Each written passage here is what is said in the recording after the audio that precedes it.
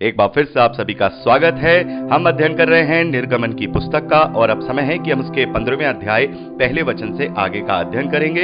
लेकिन आगे का अध्ययन करने से पहले जैसा मैंने आपको बताया था, अभी हमने 14वें अध्याय में पढ़ा कि परमेश्वर ने बड़े ही अद्भुत रीति से इजरायलियों को लाल समुद्र से पार करा दिया और वो लाल समुद्र दो भाग हो गया, उसमें सूखी भूमि दिखाई दी और वो उसमें से पार हो गए। जैसा हमने पहला कुरिन्थियों 10वां अध्याय दूसरे वचन में पढ़ा था, पौलुस ने कहा कि जो इजरायली हैं उन्होंने बादल और समुद्र में मूसा का बपतिस्मा लिया। उस वक्त मैंने आपको बताया था कि एक वाचा की शुरुआत करने से पहले बपतिस्मे की धार्मिकता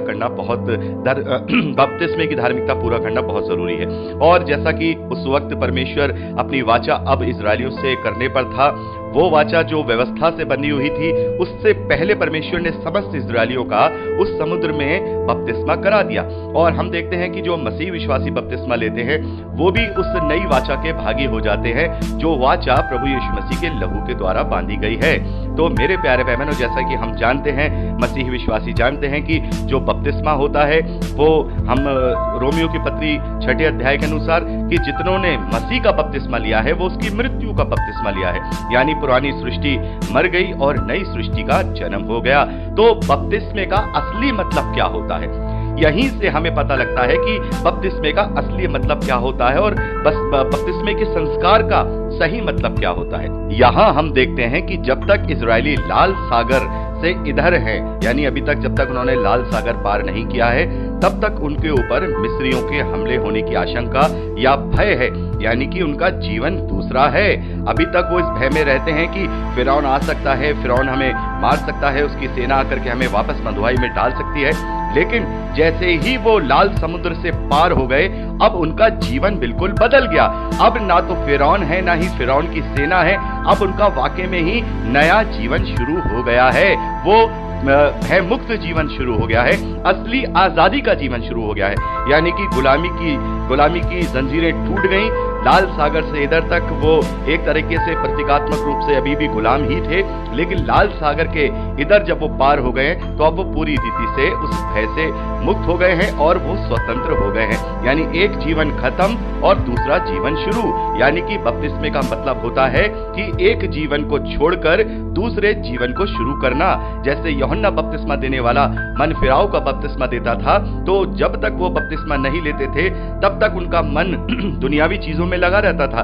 लेकिन यूहन्ना के द्वारा जब बपतिस्मा दिया जाता था तो वो मन फिराव का बपतिस्मा लेते थे और उनका मन फिर कर परमेश्वर की ओर हो जाता था, यानी कि उनका जीवन अब परमेश्वर की ओर हो जाता था। पहले का जीवन बदल गया और नए जीवन में वो ट्रांसफर हो गया। यानी बपतिस्मे का मतलब ये है कि पुराना जीवन त्याग करके नए जीवन की तरफ आगे बढ़ना। और यही बपतिस्मा मसीह विश्वासियों को मिला है। मसीही विश्वासियों को प्रभु यीशु मसीह की मृत्यु का बपतिस्मा मिला है। अब हम पूरी रीति से जैसे वो गाड़ा गया वैसे ही अपने पुराने मनुष्य तत्व को गाड़ कर नए जीवन में नए जन्म के साथ जी उठते हैं, यानी कि नई सृष्टि बनके नया जीवन शुरू करते हैं। तो बपतिस्मा का मतलब यह है कि पुरानी चीजें त्याग करके नई तरफ जाना। इजरायलियों ने यहाँ पर गुलामी को छोड़ अब आजादी की ओर अपने नए जीवन की शुरुआत की है।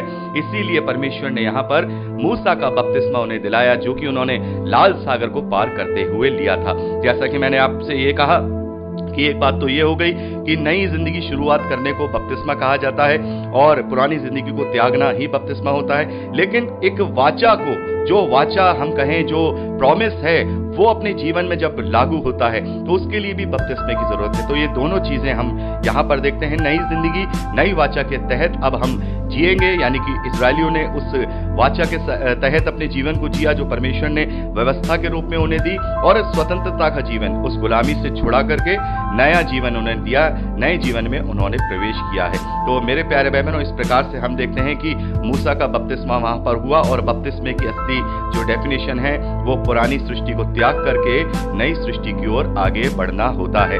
मेरे प्यारे बहनों, हम देखते हैं कि हमने एक ये आग के बपतिस्मे के विषय में भी हमने पढ़ा था। तो हमने वहां देखा कि प्रभु यीशु मसीह के लिए यूहन्ना जो बपतिस्मा देने वाले हैं वो कहते हैं कि प्रभु यीशु मसीह जो मेरे बाद आने वाला है वो आग से बपतिस्मा देगा और वो भूसी को एक तरफ करेगा और अन्य को एक तरफ करेगा। तो ये आग का बपतिस्मा क्या है? मेरे प्यारे भाई बहनों, मैं आपको बताना चाहता हूं, ये आग का बपतिस्मा न्याय की प्रक्रिया को इंडिकेट करता है, क्योंकि वहां भी हमारा ये दुनियावी जीवन यानी कि ये जो नाशवान जीवन है खत्म होकर के अविनाशी जीवन शुरू होगा। मेरे प्यारे भाई बहनों, इस बात को बड़े ध्यान से सुनिए। जो आग का बपतिस्मा होगा वो इस प्रकार का बपतिस्मा होगा कि जो उसके योग्य नहीं होंगे वो उस आग में भस्म हो जाएंगे, और जो उसके योग्य होंगे वो उस आग की परीक्षा में से निकलकर अनंत जीवन को पाएंगे। वो भी एक नया जीवन होगा। ये दुनिया का जीवन, कष्टों वाला जीवन, यहाँ मृत्यु वाला जीवन, पीड़ाओं वाला जीवन खत्म हो जाएगा और नया जीवन शुरू होगा, और उसके लिए हमें उस आग से गुजरना होगा जो न्याय की प्रक्रिया होती है। इसीलिए हम वहां पर ये पढ़ते हैं कि वो भूसी को अलग करेगा और अन्य को अलग करेगा। तो यहाँ पर हम देखते हैं कि प्रभु यीशु मसीह हमें इस धरती पर जो बपतिस्मे का संस्कार देते हैं, वो हमें इस सृष्टि को नई सृष्टि बनाने का संस्कार देते हैं, लेकिन न्याय की प्रक्रिया में जो आग का बपतिस्मा होगा वो हमें नई सृष्टि का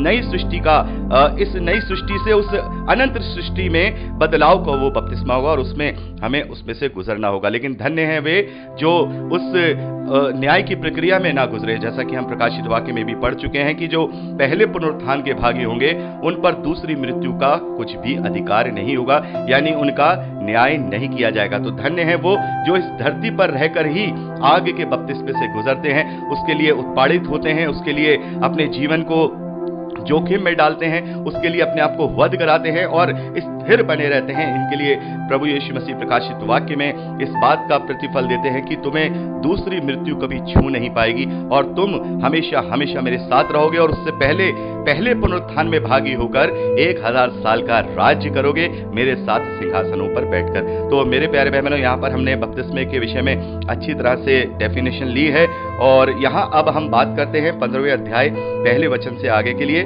तो यहाँ पर हम देखते हैं कि जब परमेश्वर ने अपने अद्भुत कार्य वहां इजरायलियों के बीच में किए हैं, तब मूसा ने परमेश्वर यहोवा के लिए एक गीत गाया है, और ये गीत उसकी स्तुति का है, उसकी महिमा का है।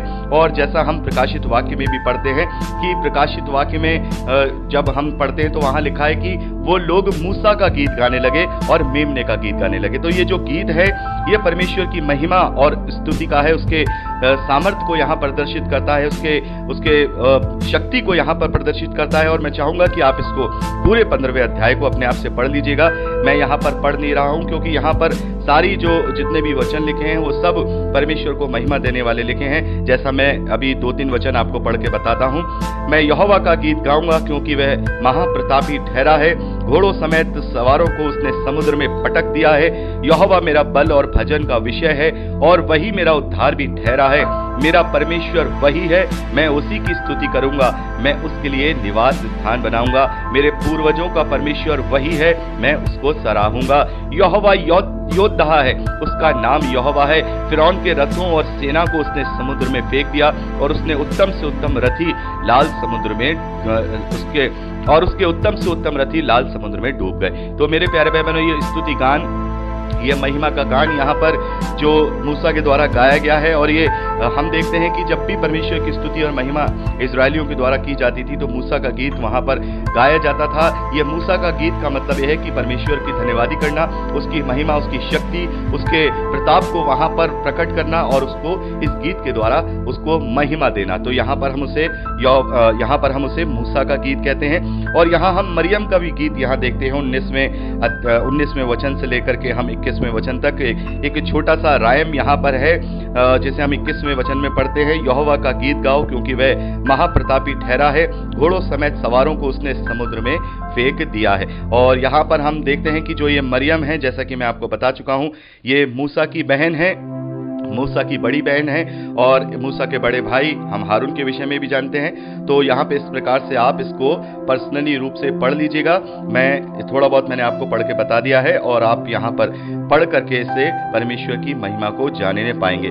और मेरे प्यारे बहनों, जैसा कि मैंने आपको बताया कि प्रकाशित वाक्य में भी हम जब 15वें अध्याय को पढ़ते हैं तो वहां पर हम देखते हैं कि जो प्रभु के लोग हैं वो अपनी वीणाओं को लिए हुए खड़े हैं और वो परमेश्वर के दास मूसा का गीत और मेमने का गीत गा करके कहते हैं, हे सर्वशक्तिमान प्रभु परमेश्वर, तेरे कार्य महान और अद्भुत है, और हे युग युग के राजा, तेरी चाल ठीक और सच्ची है। हे प्रभु, कौन तुझसे न डरेगा और तेरा नाम की महिमा ना करेगा, क्योंकि केवल तू ही पवित्र, सारी जातियां पवित्र है और सारी जातियां तेरे सामने दंडवत करेंगी, क्योंकि तेरे न्याय के काम प्रकट हो गए हैं। तो यहाँ पर हम देखते हैं कि मूसा का गीत मतलब हम देखते हैं परमेश्वर यहोवा को महिमा देना, उसकी शक्ति को महिमा देना, और मेमने का गीत यानी कि उस बलिदान की महिमा करना जो बलिदान प्रभु यीशु मसीह ने मेरे और आपके लिए किया है, क्योंकि उसने उस बलिदान के द्वारा अपने आप को जयवंत किया है मृत्यु पर, और उसके जयवंत होने के साथ ही उसी की समानता में हम भी मृत्यु पर जयवंत होने पाते हैं। तो मेरे प्यारे भाई बहनों, यहाँ पर आप 15वें अध्याय पहले वचन से लेकर के 21वें वचन तक अपने आप से रीडिंग कर लीजिएगा। यहाँ पर हम मूसा का गीत और मरियम के गीत के विषय में देखते हैं। अब चलते हैं 22वें वचन से आगे। 22वें वचन से लेकर लास्ट 27वें वचन तक हम देखते हैं कि मूसा इस्राएलियों को लाल समुद्र से आगे ले जाते हैं और वो शूर नामक जंगल में भटकते रहते हैं, और भटकते भटकते उन्हें 3 दिन तक कोई भी जल का सोता नहीं मिलता, यानी कि उन्हें कहीं भी पानी का कोई साधन नहीं मिलता है, और वो पानी की वजह से बहुत कुड़कुड़ाने लगते हैं। और हम यहाँ पर देखते हैं कि वो मूसा के विरुद्ध फिर बकबक और कुड़कुड़ा करके कहने लगे, अब हम क्या पिएं, हम अब क्या पिएं। तो यहाँ पर कभी कभी ऐसा लगता है कि जब मैं इजरायलियों के करैक्टर के विषय में यहाँ पढ़ता हूँ और आप भी पढ़ रहे होंगे, तो आप देख रहे होंगे कि इतने सारी बातों को होने के बावजूद भी ऐसा लग रहा था कि इजरायली कुछ भी करना खुद नहीं चाहते हैं, खुद कुछ नहीं करना चाहते हैं, अपने विश्वास में प्रबल नहीं होना चाहते हैं, सारी चीजें वो मूसा पर डाल दे रहे हैं, और मूसा से बार बार कह रहे हैं, कभी कह रहे हैं तू हमें फिरौन से मरवाने ले आया, कभी कह रहे हैं कि तू यहाँ पे हमें प्यासा करवा रहा है, और मूसा पर ही दोष लगाने लगते थे। और ऐसा लगता था जैसे उन्हें अपनी आजादी ज्यादा पसंद नहीं थी, ये उनका स्वभाव था। और इसी कारण से परमेश्वर, जैसे मैंने आपको बताया, परमेश्वर उन्हें पूरा अवसर देना चाहते थे, समय देना चाहते थे, और परमेश्वर ने पूरे 40 साल यहूदियों को, इजरायलियों को उस जंगल में दिए कि वो अपने आप को सही कर सकें, वो कुड़कुड़ाने को बंद कर सकें, वो अपना मन फिरा सकें। लेकिन उनका कुड़कुड़ाना बंद नहीं हुआ। जैसा कि मैंने आपको बताया कि कालेब और यहोशू को छोड़कर कोई भी उस पीढ़ी में से जो मिस्र में से निकले थे, वहां तक, उस प्रतिज्ञा के देश तक नहीं पहुंच पाए। तो वहां पर हम देखते हैं फिर परमेश्वर यहोवा मूसा को एक पौधा बता देते हैं कि भाई इस पौधे को तुम पानी में डाल दो तो ये पानी मीठा हो जाएगा। इस प्रकार से वहां पर हम देखते हैं कि इजरायलियों को पानी मुहैया हुआ है। आगे हम देखते हैं कि उसी जगह पर जहां पर हम, ये मारा नामक जगह है, उसी जगह पर परमेश्वर यहोवा ने उनके लिए एक विधि और नियम बनाया कि वही उसने उससे ये कहकर उनकी परीक्षा की, यानी कि यहीं पर हम देखते हैं कि परमेश्वर ने उनके लिए विधि और नियम बनाए।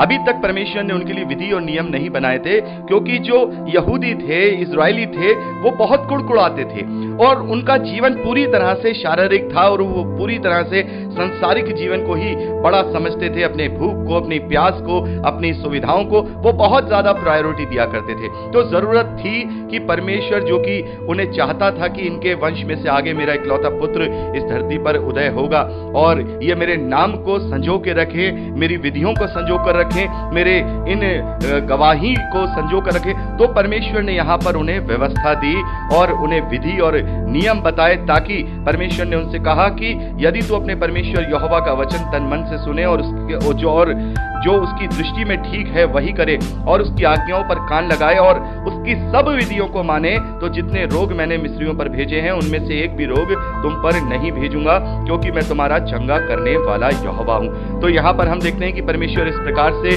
उनसे विधि विधान देते हैं और उनको ये प्रॉमिस करते हैं कि अगर तुम इन पर चलोगे, ये सारी विधि विधान करोगे, मेरे वचन सुनोगे, मेरे वचनों पर चलोगे, तो मैं किसी भी प्रकार से तुम्हें जितने भी रोग विपत्तियां मैंने मिस्रियों को दी थी वो तुम पर कभी नहीं भेजूंगा, क्योंकि मैं तुम्हारा चंगा करने वाला यहोवा हूं। मेरे प्यारे भाई बहनों, यहाँ पर जब हम हिब्रू बाइबल को पढ़ते हैं तो वहां पर यहाँ जो चंगा करने वाला यहोवा हूं, उसका परमेश्वर का जो नाम आया है वो यहोवा राफा आया है, और यहोवा राफा का मतलब होता है परमेश्वर चंगा करने वाला। और परमेश्वर के बहुत सारे उपनामों में और टाइटलों में एक ये भी नाम हम देखते हैं कि परमेश्वर चंगा करने वाला है, यहोवा राफा है। 27वें वचन में हम देखते हैं, तब वे अलीम को आए जहां पानी के 12 सोते और 70 खजूर के पेड़ थे, और वहां उन्होंने जल के पास डेरे खड़े किए। तो यहाँ पर हम देखते हैं कि जहां वो रहते थे उस जगह पर परमेश्वर ने विधि विधान उन्हें दिए, और उसके बाद उन्होंने अपने डेरे को उखाड़कर आगे अलीम नामक जगह पर आकर देखते हैं वहां पर अपना डेरा खड़ा किया। और यहाँ हम देखते हैं कि यहाँ पानी के 12 सोते हैं और 70 खजूर के पेड़ हैं।